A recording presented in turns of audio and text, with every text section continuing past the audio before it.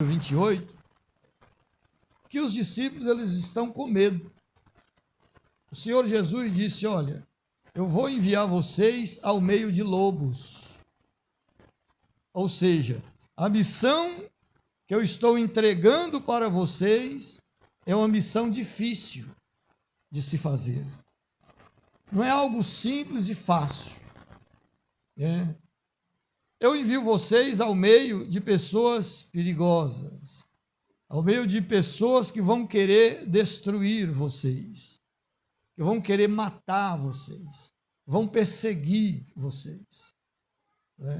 Agora, amado, por Deus estar enviando, pelo Senhor Jesus Cristo, Ele está enviando, o que a pessoa ele precisa sentir? Ele precisa sentir seguro, porque é o Senhor Jesus Cristo que está enviando. Glória ao nome do Senhor e Salvador Jesus Cristo. Então, quando chega aqui no versículo 28 que nós lemos, a palavra de Deus ela vai dizer: não temais os que matam o corpo. O que mata o corpo? O homem. Não temais os que matam o corpo e não podem matar a alma. Então o homem, ele pode destruir o corpo, ele pode matar o corpo, mas ele não pode matar a alma. Então o Senhor Jesus Cristo está dizendo: não tema eles, que eles só podem matar o corpo. Temei antes aquele que pode fazer perecer no inferno a alma e o corpo. Então Jesus está dizendo: a esse temer. Quem é esse? Que a pessoa deve temer. Deus ele pode fazer isso. Ele pode fazer a alma perecer no inferno, a alma e o corpo também. A esse a pessoa ele deve temer. Então o medo ele precisa desaparecer dos discípulos, porque eles devem temer a Deus e não os homens. Eles não é que eles têm que ter medo de Deus. Eles têm que temer a Deus, porque só Deus ele pode salvar a alma do homem e pode fazer perecer também a alma do homem. Louvado seja o nome do Senhor Jesus Cristo.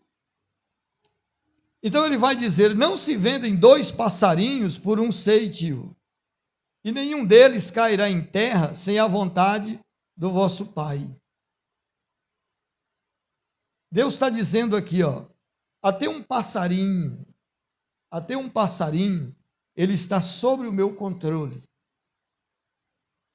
Ele só cai em terra, com a minha vontade. Sem a minha vontade, nenhum deles cairá em terra. Louvado seja o nome do Senhor. Ou seja, ele está dizendo a mesma palavra que ele falou contra a ansiedade dos discípulos, lá no capítulo 6 e o versículo 25. Quando ele se encontrava lá preocupado: Senhor, e o que nós vamos comer? E o que nós vamos beber? O que nós vamos vestir, Senhor? E Jesus diz para eles: não se preocupem com o que vocês vão comer, com o que vocês vão beber, o que vocês vão vestir. Olhe para as aves. Eu não cuido de todas elas. Elas não trabalham, elas não ajuntam em celeiro, elas não têm essa preocupação de dizer assim: eu vou ajuntar essa semente no celeiro, para que amanhã eu possa ter algo que comer. Jesus está dizendo: os passarinhos, eles não se preocupam com isso. Eles não ajuntam para comer amanhã, porque eles confiam, os próprios passarinhos, eles confiam na provisão de Deus. Ele confia na graça de Deus sobre a tua vida, de que Deus vai preparar a semente para ele. Então Jesus disse: vocês não valem mais do que os passarinhos? Vocês não valem mais do que as aves? Homens de pouca fé. Então, muita preocupação, amado, é sinal de pouca fé. Você vê a pessoa muito preocupado, ele preso, por exemplo, tem pessoas que ele fica preso ao passado. Ele fica preso ao passado. Fica preso a algo que aconteceu com ele no passado. E aí ele não vive, ele vai sofrer por causa disso. Mas também ele está no presente preocupado com o futuro, com o que vai acontecer com ele no futuro, no dia de amanhã. E Deus diz: não se preocupei com o dia de amanhã, basta cada dia o seu mal. Ele está dizendo, se você ficar preocupado com o dia de amanhã, não é? Você vai perder as suas forças quando o problema chegar. Ele está dizendo, não antecipe o problema. Cada dia tem o seu mal. Se você tentar resolver o mal que ele nem existe ainda, que ele nem chegou ainda, ele pode chegar amanhã, você vai sofrer antecipadamente. Não se preocupe, viva hoje na presença do Deus Todo-Poderoso. Então Jesus aqui, amado, no capítulo 10, ele está pregando o cuidado dele para com os discípulos. Ele está dizendo, não se preocupe com o que o homem pode fazer com vocês. Eu conheço vocês. Tudo está sobre o meu controle. Não se vendem um passarinho por um ceito? Pois é. E nenhum deles cairá em terra sem a vontade de vosso Pai. Nenhum deles cairá por terra sem a vontade do Deus Todo-Poderoso. Ele simplesmente está dizendo, eu tenho o controle de todas as coisas. Descanse em mim, ande no meu temor. Glória ao nome de Jesus Cristo.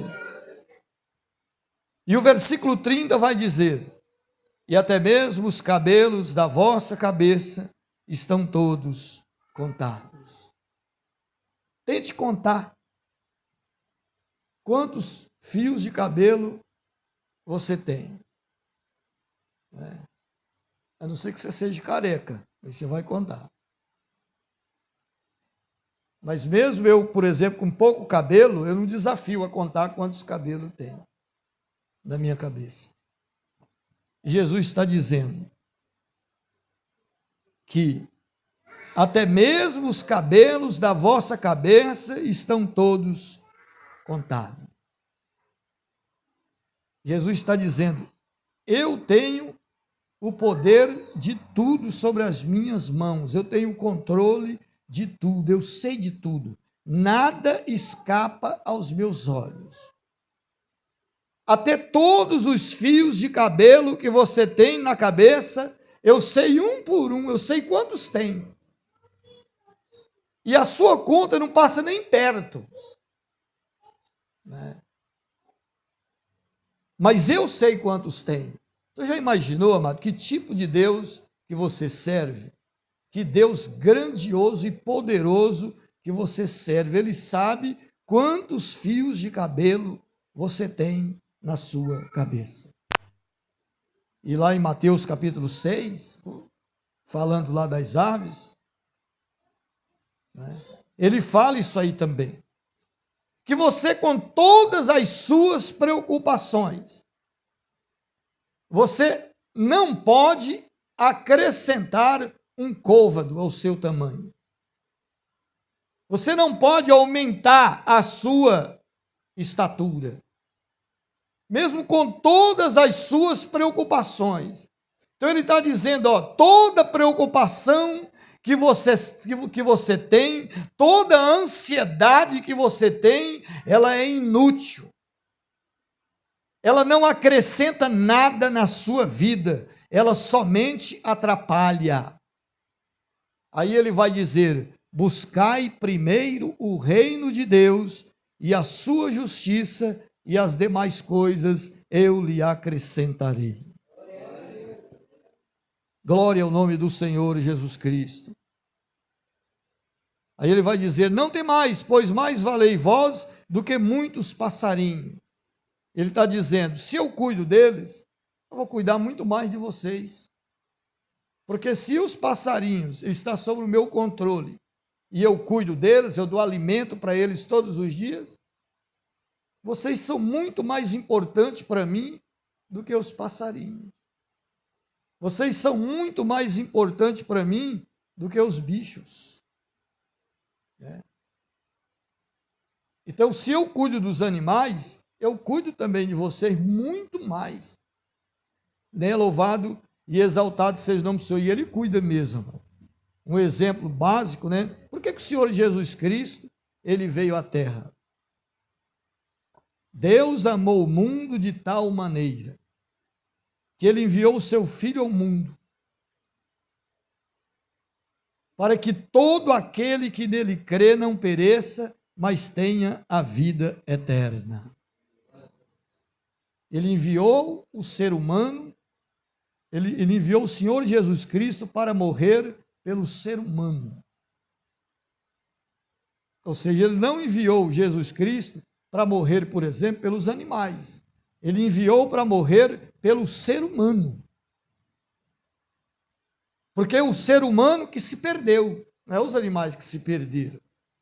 Quem se perdeu foi o ser humano. A alma dele que está em jogo. Então, o homem é muito mais importante para Jesus Cristo do que qualquer outra coisa. E ele visa o ser humano. E ele visa o bem-estar do ser humano. Por isso ele vai enviar o que ele tem de melhor. Ele vai dar o que ele tem de melhor, para que o homem possa adquirir em Cristo Jesus a vida eterna. Glória ao nome do Senhor Jesus Cristo. Então ele vai dizer assim no versículo 32, que é uma palavra difícil. Ele vai dizer: portanto, qualquer que me confessar diante dos homens, eu confessarei diante de meu Pai que está nos céus. Qual é o contexto dessa palavra? O contexto é: os discípulos estão sendo enviados e estão com medo de falar no nome do Senhor, de testemunhar o nome do Senhor. Eles estão com medo. O que vai acontecer conosco, Senhor? E o Senhor e Salvador Jesus Cristo, Ele está dizendo para ele: olha, qualquer que me confessar diante dos homens, eu confessarei diante de meu Pai que está nos céus. Mas qualquer que me negar diante dos homens, eu negarei também diante de meu Pai que está nos céus. Ele está, amado, simplesmente dizendo assim: ó, se você não quiser me confessar diante dos homens, eu não vou confessar você diante do Pai. Você simplesmente não será salvo. Então isso daqui também serve para a gente aprender sobre: só existe salvação enquanto você estiver vivo na terra. Deus nos escolheu para testemunhar do teu nome. Deus nos escolheu para confessar o nome dele. Então, se alguém ele não quer confessar diante de Deus, ele será negado naquele dia. Ele será negado. E não adianta não, amado, não adianta. Não adianta alguém querer te ensinar que por exemplo, se alguém morrer, vai lá, reza para ele, faz uma missa lá de 7 dias para ele, não vai adiantar nada, não vai resolver nada. Isso é fato aqui. Isso é fato. Eu já vi pessoas terríveis morrer e a mãe, ela ir todos os dias no cemitério acender vela para ele, na intenção dele ser salvo. Até que um dia ela abriu os olhos e ela viu que tudo aquilo ali estava errado. E ela simplesmente parou de ir. A salvação, ela envolve isso. Se você me confessar diante dos homens, eu confessarei diante do meu Pai. Mas se você me negar diante dos homens, eu negarei diante de meu Pai que está nos céus. Só há salvação em vida.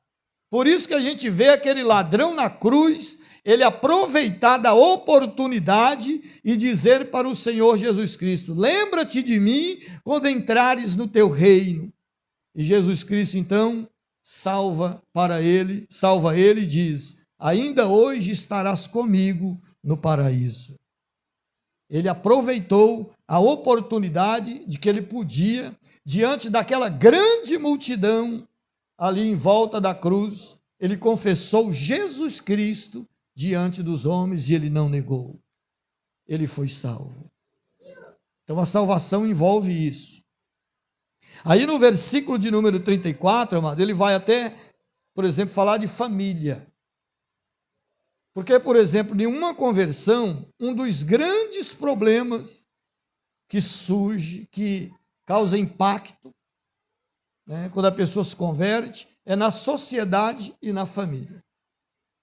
Por incrível que pareça, primeiro é na família e depois na sociedade. Quando ele diz: não cuideis que vim trazer paz à terra. Não vim trazer paz, mas a espada. É interessante essa palavra. Porque a própria palavra de Deus: em mim tenhais paz. No mundo tereis aflições. Então a Bíblia está contradizendo aqui. Quando a palavra diz: não cuideis que vim trazer paz à terra. Não vim trazer paz, mas espada. Ele veio trazer paz ou ele não veio? O homem, amado, ele tem paz com Deus. Quando ele se rende aos pés de Deus, aos pés de Cristo, ele tem paz com Deus. Uma vez ele justificado dos seus pecados, o que é justificação? É um cancelamento de dívida. A dívida que ele devia para Deus foi cancelada na cruz. Aquela promissória de dívida, ela foi rasgada. Nós andávamos em conflito com Deus, em desobediência a Deus. Então, quando nós nos rendemos a Deus, Ele nos justificou. Hoje nós somos salvos por causa do perdão de Cristo. Ele derramou o seu sangue na cruz para nos lavar dos nossos pecados. Hoje nós somos lavados e purificados no sangue do Cordeiro de Deus. É Ele que tira o pecado do mundo. É Ele. Então nós somos justificados. Aí nós passamos a ter paz com Deus. Está escrito lá em Romanos capítulo 5. E aí então nós temos paz com Deus e através desta justificação, né, nós temos acesso a Deus através dessa graça. Bendito seja o nome do Senhor. Através desta ação, nós recebemos o Espírito Santo de Deus, que conforta o nosso coração. Só que na maioria das vezes, nós temos paz com Deus e conflito com o homem. É natural. Porque você vivia num reino de trevas. Você vivia num mundo de pecado, distante de Deus. E o diabo, ele te perdeu para Jesus. Ele perdeu a pessoa para o Senhor. Mas só que o diabo, amado, ele vai perder a pessoa para o reino de Deus e ele não vai ficar feliz. Ele não vai ficar contente. E ele não vai desistir da pessoa. Até o último dia da vida da pessoa, ele vai ficar lutando, ele vai ficar sempre indo e vindo ver se a casa ela se encontra vazia, para que ele possa entrar novamente e tomar conta. Então é normal que venham lutas, que ele use os seus adeptos, não é? Para nos afastar da presença de Deus. Então, quando a pessoa se converte ao Senhor, ele vai causar impacto. E aqui nós aprendemos que o primeiro impacto que ele causa é na família. Ele vai dizer, qual é a primeira luta? Porque eu vim pôr em dissensão o homem contra seu pai. Isso aconteceu comigo. Por exemplo, quando eu me converti, o meu pai simplesmente falou assim, de hoje em diante você não é mais meu filho. Eu falei, não tem problema não, agora eu sou filho de Deus, melhor ainda. Melhor ainda. E eu sabia que eu não estava desobedecendo ele. E nem sendo desrespeitoso com ele. Eu estava simplesmente cumprindo a palavra de Deus. Eu sabia que naquele momento eu precisava amar a Deus sobre todas as coisas, porque é um mandamento dele. Qual é o primeiro mandamento? Amar ao Senhor Deus sobre todas as coisas e o próximo como a ti mesmo. Amar o próximo como a ti mesmo vem em segundo. Primeiro é Deus de todo o seu coração. Então todas as coisas se tornam inferior a Deus. Todas as coisas precisam amar menos. Então, amado, quando meu pai falou aquilo para mim, por exemplo, eu nem fiquei triste, porque eu já sabia já que era assim. Eu já tinha em mente, que eu já tinha ouvido na igreja, que isso ia causar um impacto na vida daqueles que não queriam o Senhor. Mas só que eu não fiquei preso a eles. Eu não fiquei preso, por exemplo, a ninguém da minha família. Porque qual era o meu pensamento? A melhor maneira que eu tenho de ajudar a minha família é orando por ela. A melhor maneira que eu tenho de ajudar a minha família é dando testemunho da verdade, para que um dia eles possam também se converter a Deus assim como eu me converti. Glória ao nome de Jesus.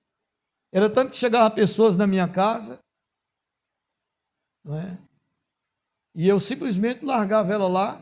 Na época a irmã Zélia não ia ainda. Eu largava ela lá em casa e eu ia para a igreja. Simplesmente. Eu chegava para a pessoa e falava assim, ó, desculpa, mas você chegou bem na hora de eu ir para o culto. Quer ir para o culto comigo? Quero não. Então pode ficar em casa aí, tranquilo aí. Pode sentar, pode comer, pode fazer o que você quiser. Eu vou para a igreja orar por nós. E eu ia. E tinha pessoa que não gostava. Tinha pessoa que não ligava, mas tinha pessoa que não gostava. Só que eu nunca me preocupei com isso. Porque eu estava colocando essas pessoas nas mãos do Deus Todo-Poderoso. Então, daqui a pouco, essas pessoas, ao invés de se tornar os meus inimigos, ou permanecer como os meus inimigos, começaram a me acompanhar, a ir para a igreja. Ou, que significa? Que Deus, Ele estava ouvindo as minhas orações. Isso significa que eu estava no caminho certo. Era esse mesmo caminho. Porque pessoas que bebiam passaram a não beber mais. Pessoas que fumavam passaram a não fumar mais. Pessoas que adulteravam passavam a não adulterar mais. Pessoas que mentiam passavam a não mentir mais. Então, Deus estava realmente no controle de todas as coisas. E eu precisava continuar acreditando nisso. Glória ao nome de Jesus. Mas quando o Senhor diz assim, eu vim pôr em dissensão o homem contra seu pai. Mas não é porque você quer a dissensão. É porque isso inevitavelmente vai acontecer. Isso vai acontecer.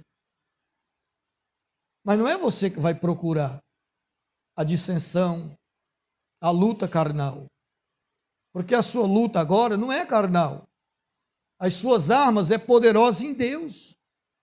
É pelo contrário, é para a destruição de toda fortaleza que se levanta contra o conhecimento de Deus. Essa luta agora, amado, é contra o inimigo. Ele não é contra pessoas. Então, ainda que pessoas se levantem contra você, você não será contra elas, contra o homem, você é contra o inimigo. Então você vai lutar, você vai brigar contra o inimigo.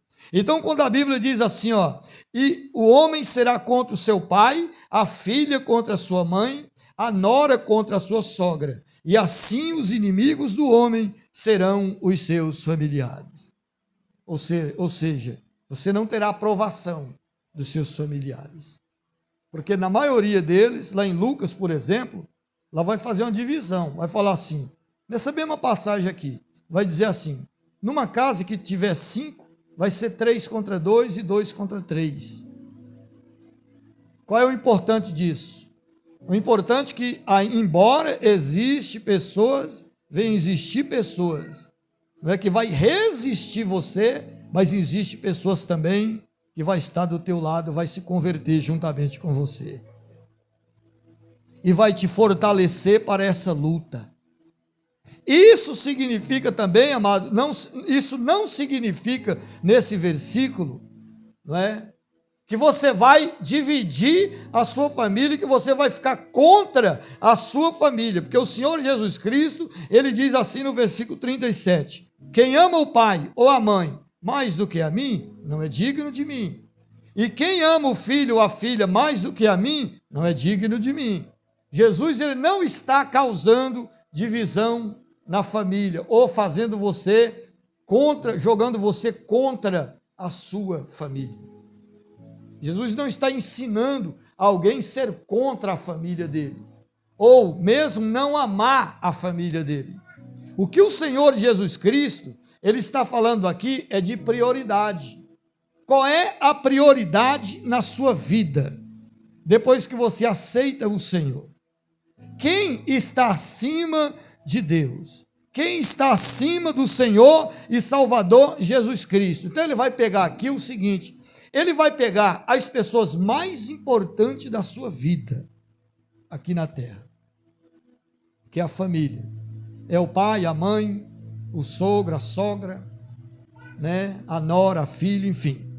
Ele vai pegar as pessoas mais importantes da sua vida e dizer para você, não ame mais elas do que a mim. O seu amor por mim tem que estar acima de qualquer coisa que você ama. O seu amor por mim tem que estar acima da sua própria família. Se eles quiserem dividir a família por causa do amor que você tem a mim, que divida a família. Porque no final, quem vai salvar a sua alma sou eu. Quem tem o poder para lançar a alma e o corpo no inferno sou eu, não é eles. Então você precisa me amar mais do que qualquer outra coisa, até mesmo mais do que aqueles que você mais ama sobre a face da terra.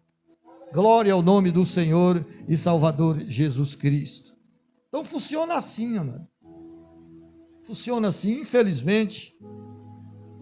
Tem mulher que ama mais o marido do que ao Senhor Jesus. Mas aí as coisas não funcionam muito bem. A vida espiritual não funciona muito bem. Infelizmente, tem homem que ama mais a mulher do que ama Jesus. Isso não funciona legal. A vida espiritual, ela vive abalada. É sempre Deus em primeiro lugar e depois a família. A família abaixo de Deus é o que nós temos de mais importante aqui na face da terra. Ela é um tesouro para nós. Não é de bobeira, mas isso está no íntimo do ser humano. Está nele isso. Você pode ver que por mais trabalho que uma família dá para um homem e para uma mulher, seja na criação, na educação dos filhos, no sustento dos filhos, mas você pode ver que um pai nunca quer perder um filho, e nem uma mãe um filho, e nem o filho a mãe, e nem o pai. Isso é algo que está nele. Por mais que seja sofrido conduzir uma família, não é? Mas os momentos de alegria que nós temos junto uns com os outros, supera toda dor e supera qualquer sofrimento. Glória ao nome do Senhor e Salvador Jesus Cristo. Mas tudo isto, amado, só vale a pena se nós amarmos mais a Deus do que qualquer outra coisa. Até uma família, por exemplo, lá no Salmo 28, ou 128, está escrito que bem-aventurado é o homem que teme ao Senhor e anda nos seus caminhos. Sabe o que é bem-aventurado? Bem-aventurado não é só feliz. Bem-aventurado, no grego, significa muito feliz. Então é muito feliz o homem que teme ao Senhor e que anda nos caminhos. Ele feliz será e irá bem, pois ele comerá do trabalho das suas mãos. A sua mulher será como uma videira frutífera na tua casa, e os seus filhos será como planta de oliveira ao redor da sua mesa. E a pessoa, ele não será confundido quando estiverem com seus inimigos à porta. Ou seja, a família, por mais trabalhosa que ela seja, ela é uma proteção para nós. Glória ao nome de nosso Senhor Jesus Cristo. Então o Senhor não está querendo aqui que nós nos coloquemos contra a nossa família, ou deixe de amar a nossa família. Ele está dizendo assim: você vai continuar amando a sua família. Amando a sua família. Porque às vezes tem pessoa que fala assim, ó, a minha mãe é a pessoa que eu mais amo desse mundo. Não existe ninguém que eu amo igual a minha mãe. Já está errado. Esse pensamento aí está errado. Quando nós falamos isso, nós já estamos colocando Deus em último lugar. Nós já estamos dizendo assim, não sou capaz, eu sou capaz de servir a minha mãe, mas não sou capaz de servir ao meu Deus. Eu dou a minha vida pela minha mãe, mas eu não dou por Jesus Cristo. Sendo que a Bíblia diz que Jesus Cristo, ele morreu por todos, para que todos aqueles que vivem, não vivam mais para si, mas para aquele que morreu e ressuscitou. Glória ao nome do Senhor. Então, o que nós temos que aprender nessa noite com essa lição? Amar a Deus sobre todas as coisas. Ainda que as coisas sejam difíceis. Deixe as preocupações de lado. Ame a Deus. Ame a sua família. Mas ame a Deus muito mais. Por quê, amado? Porque por mais que você ama a sua família, você não consegue proteger a sua família 100%.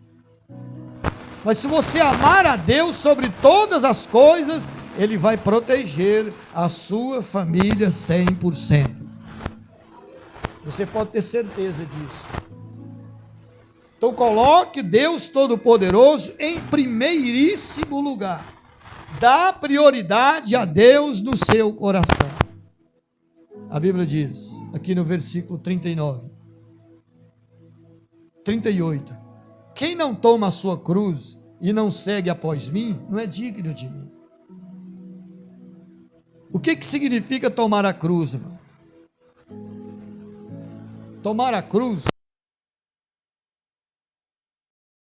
para carregar ela, significa identificar-se com Cristo. Você está identificando, agora mesmo, se você pegar uma cruz, colocar ela nos ombros e sair por aí, a primeira coisa que a pessoa vai lembrar é de Cristo. Porque a cruz, ela traz essa identificação. Então, tomar a cruz e levar após si, significa se identificar com Cristo. Mas se identificar com Cristo, não está relacionado só à bênção. mas também o sofrimento que ele passou. Porque cruz, ele é símbolo de sofrimento. Cruz, ele é símbolo de escárnio, de zombaria. Então é totalmente natural um crente, uma pessoa, ele se render aos pés do Senhor, ele se converter a Deus e ele ser zombado pelas pessoas, ele ser escarnecido pelas pessoas. É assim, amado. Porque da mesma forma que fizeram com o Senhor Jesus Cristo, faz conosco também. Nós não somos melhor do que o nosso mestre, mas nós temos que nos tornar parecido com ele. Inclusive a palavra cristão significa isso, ser parecido com Cristo. Então é claro que as pessoas vão zombar de você, vão zombar de nós, por ser parecido com Cristo. Porque as pessoas vão dizer, você é ultrapassado, você está vivendo fora do tempo. Olha como que as pessoas curtem a vida, e você aí carregando essa cruz, e você renunciando o bem-estar da vida. Mas a pergunta é, que vida? Que vida? Que qualidade de vida as pessoas têm? Isso é vida? Isso é morte. As pessoas que não têm Deus, elas estão caminhando para a morte. Elas estão indo para o túmulo, elas estão indo para a morte. E que é o mais terrível, elas estão indo para a morte do corpo e da alma. Aproveitar a vida é viver a vida com Cristo. Por isso que ele disse assim, ó, eu vim para que tenhais vida, e tenhais vida com abundância. O que é vida com abundância? É beber, fumar, se drogar, se prostituir, ser desonesto? Não, não é isso que é vida com abundância. Vida com abundância é viver para Deus, é viver na presença de Deus. Quem achar a sua vida, perdê-la-á, e quem perder a sua vida, por amor de mim, achá-la-á. O que é perder a vida? É não andar segundo as concupiscências da carne. É não andar segundo a vontade da carne. É não andar segundo os propósitos do pensamento. É não andar sem a direção de Deus. É fazer o que é agradável aos olhos de Deus, e não o que é agradável aos nossos próprios olhos. As pessoas têm mania de dizer assim, não, segue o teu coração, faz conforme o teu coração. Não, faz conforme a palavra de Deus, faz conforme a vontade de Deus, e não conforme o teu coração. Porque o teu coração, ele é enganoso mais do que todas as coisas. Quem o conhecerá? Mas Deus, ele esquadrinha o nosso coração, para dar a cada um conforme as suas obras, diz a palavra de Deus. Então não tente achar a vida e dizer assim, eu quero viver a vida. Tem gente que você evangeliza ele fala assim, não, agora eu não quero não ser cristão não, porque eu sou muito novo. Eu preciso ainda curtir a vida. Que vida? Ele está caminhando célere para a morte.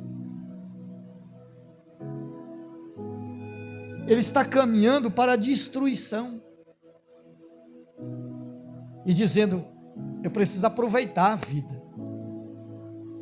Aproveitar a vida, mano, é ter vida eterna. Aproveitar a vida é ter certeza da salvação. É ter certeza que se Jesus Cristo ele voltar agora, você vai para o céu com ele.